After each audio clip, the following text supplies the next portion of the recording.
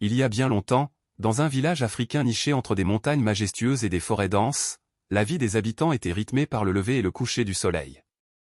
Les enfants jouaient gaiement, les anciens racontaient des histoires sous l'ombre bienveillante des baobabs, et les agriculteurs travaillaient la terre avec dévotion. Pourtant, une ombre planait sur cette quiétude, une menace silencieuse et redoutable qui avait transformé leur vie en une lutte quotidienne pour la survie. Près du village, coulait une rivière scintillante, source de vie et de prospérité pour les habitants. Mais cette rivière était gardée par un être monstrueux, un serpent géant nommé Naga. Naga n'était pas un serpent ordinaire. Il était immense, ses écailles brillaient comme des pierres précieuses à la lumière du soleil, et ses yeux rouges luisaient dans l'obscurité, inspirant terreur et respect. Chaque fois que les villageois tentaient de s'approcher de la rivière, Naga surgissait de l'eau, sifflant et crachant, empêchant quiconque de puiser l'eau vitale. La peur de Naga était telle que même les plus braves des guerriers n'osaient s'aventurer près de la rivière. Les chants joyeux avaient disparu, remplacés par des murmures de désespoir. Les champs, privés d'eau, se flétrissaient sous le soleil ardent, et les animaux, épuisés par la soif, succombaient un à un. Les enfants, habituellement pleins de vie, étaient affaiblis et malades. Les esprits des villageois étaient accablés, et la tristesse envahissait les cœurs.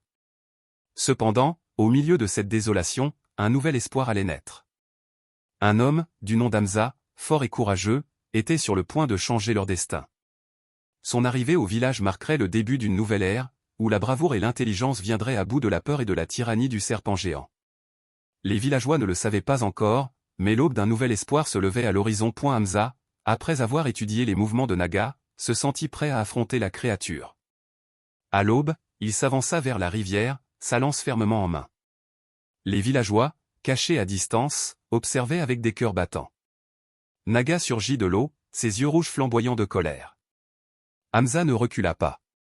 Il fixa le serpent et, avec une agilité surprenante, esquiva ses attaques. Chaque mouvement était calculé, chaque coup était précis. La bataille dura des heures, le rugissement de Naga résonnant dans toute la vallée. Avec un cri de guerre, Hamza lança sa lance, qui perça le cœur de Naga. Le serpent géant s'effondra, sa longue silhouette se tordant une dernière fois avant de s'immobiliser. Les villageois, témoins de cette scène épique, éclatèrent en cris de joie. L'eau de la rivière coulait à nouveau, claire et abondante. Les villageois se précipitèrent vers Hamza, le soulevant en triomphe. Leur gratitude était immense. Ils célébrèrent sa bravoure avec des danses et des chants qui résonnèrent jusqu'au crépuscule. En signe de reconnaissance, ils nommèrent Hamza roi de leur village.